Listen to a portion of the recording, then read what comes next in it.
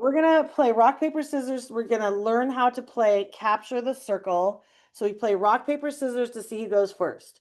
Rock, paper, scissors, shoot. Okay, so I got I got scissors, she got paper. Okay. Scissors cuts paper, I go first.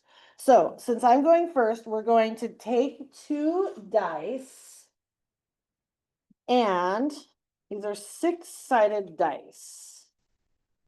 And then I roll the dice and I get 1 and 5. So with the 1 and 5, I'm going to make fractions.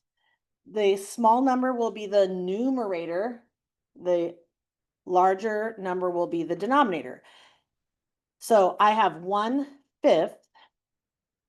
So here you see circles 1, 1, that's a whole. Okay, you have these circles are divided into halves. These circles are divided in 3 ways into thirds. You have fourths, fifths, and then you can't see it, but down here you have, now you can see it, you have sixths, okay? So I'm gonna shade in 1/5. Now I need, in order to capture the circle, I need more than half. So have I captured that circle? No. No. Okay, now it's your turn, so go ahead and roll the dice gently so that they stay on the page. Yes. Oh, cool. You got 3 and 3. Oh, is that snake eyes? Don't worry about it.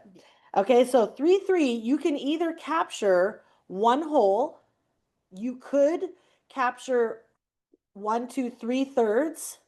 You can also divvy this up. So you could, how much of the circle do you need to capture more than half of the thirds? What would be, how many of these do you need to have more than half? 2. You just need 2 of these thirds. So if you want, you could divvy it up. You could give yourself 2 thirds here and 1/3 here, start on another circle. Another thing you could do is equivalent fractions. So how many, what kind of fraction could you make equivalent to 1/3 on this page? Are there any equivalent fractions the same size? 1/5. Okay. 2/5. It would be, so here for 1/3, it's actually going to be the same size as 2/6.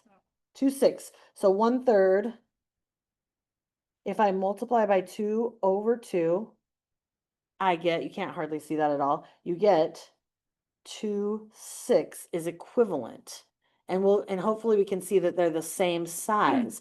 Okay, so you can spread it out. Okay, so go ahead and whatever circle you want to capture. If you want to go 1, 1, you can. That's fine too. Okay. Can I do it? Yep. Uh-huh. You can. So you get 1/3 there. Ah, 1/3 there. And 1/3 there. Now, is each one of these captured? No. Not yet, because we would need 2 of the thirds. Okay, let me see if I can block you on those. Okay, I get 3/6. So 3/6 is equivalent to, yes, half. Let me write this in pen. So 3/6 is equivalent to 1/2. I would actually, if I have half, I don't have the entire circle. I need more than half, right? Or 3/6 could also be the same thing as, well, I could go down to the sixes and I could take 3 of the 6, couldn't I? Or I could take 2 of the 6 and then 1/6, right? I can spread them out. So I'm going to do, why don't I just do half of this 6 just for fun? 3/6. Okay, but I could have taken 1/2. I could have also done 2/4 would have been equivalent. Okay, go ahead, roll the dice. Okay, and what fraction did she get? 2/4. 2/4. So where are you gonna go 2 of these fourths, 1/2, or could it be 3/6, right? Oh, look at that. Gonna try and block me. So now we have a tie on that circle, don't we? So neither one of us has won that circle because we have 50-50. Okay. Now it's my turn. 2/6. Okay, 2/6. So 2/6. What else could I could take 2 of the 6. What else could I do? 1/3. 1/3. So I could try to block you on this one. So now we're tied. One of us can get, the next time one of us gets a third, we would capture that circle. Go ahead, roll your turn. Okay, what did she get?